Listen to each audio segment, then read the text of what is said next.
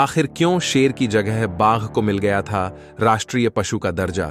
09 जुलाई 1959 में वन्यजीव बोर्ड ने शेर को देश का राष्ट्रीय पशु घोषित किया था।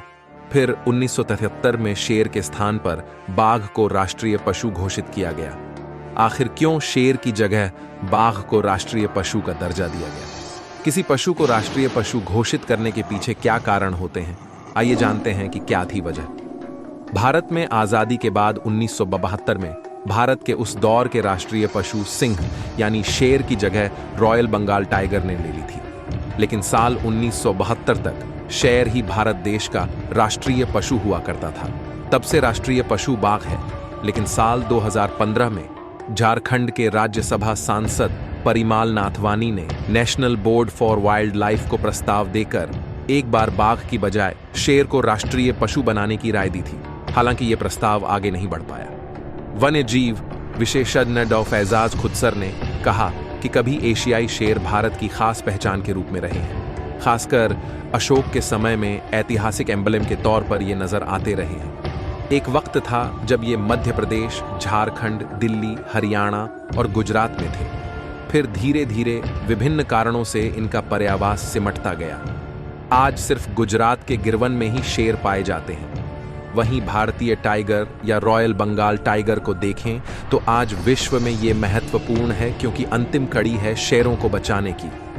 भारतीय टाइगर का डिस्ट्रीब्यूशन देखें तो आज देश के 16 राज्यों में इनकी उपस्थिति है जो कभी खत्म होती नजर आ रही थी।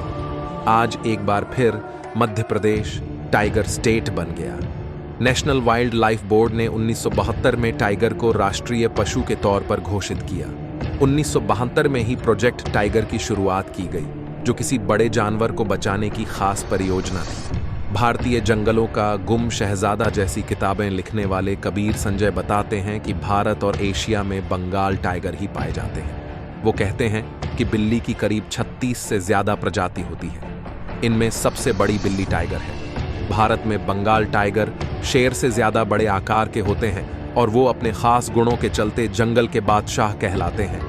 बंगाल टाइगर जंगलों में अपनी दहाड़ के लिए जाने जाते हैं। विशेषज्ञ बड़ी बिल्लियों में उन 4 जानवरों को शामिल करते हैं जो दहाड़ सकते हैं। इनमें शेर, बाघ, जगुआर और तेंदुआ आते हैं। बंगाल टाइगर की बात करें तो इनके गले से निकलने वाली गूंजती हुई आवाज किसी के भी खून को जमा देने और रोंगटे खड़े कर देने के लिए काफी है।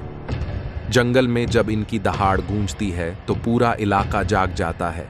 वाइल्ड लाइफ की दुनिया में इसे कॉलिंग कहते हैं। बंगाल टाइगर शेर की तरह झुंड में न रहकर अकेला रहना पसंद करता है। वह हमेशा स्वतंत्र विचरण करके अपना शिकार करता है। इनके आगमन का खौफ इस कदर होता है कि वहां चिड़ियां चहचहाने लगती हैं और बंदर चिल्लाने लगते हैं। ऐसा लगता है वो पूरे जंगल को इस बात के लिए खबरदार कर रहे हों कि एक महान शिकारी हमारे आसपास से गुजर रहा है। बच सकते हो तो बचो, अपना दिल मजबूत करके रखो। बता दें कि भारत में एक वो दौर था जब राजा लोग टाइगर का शिकार बढ़ चढ़कर करते थे। ये उनकी शान और शौकत का हिस्सा था। इसका नतीजा ये हुआ कि भारत में बाघों की संख्या में गिरावट आने लगी थी। उसके बाद भारत में बाघों को बचाने और उनके संरक्षण के लिए बाघ परियोजना यानी प्रोजेक्ट टाइगर शुरू हुआ था।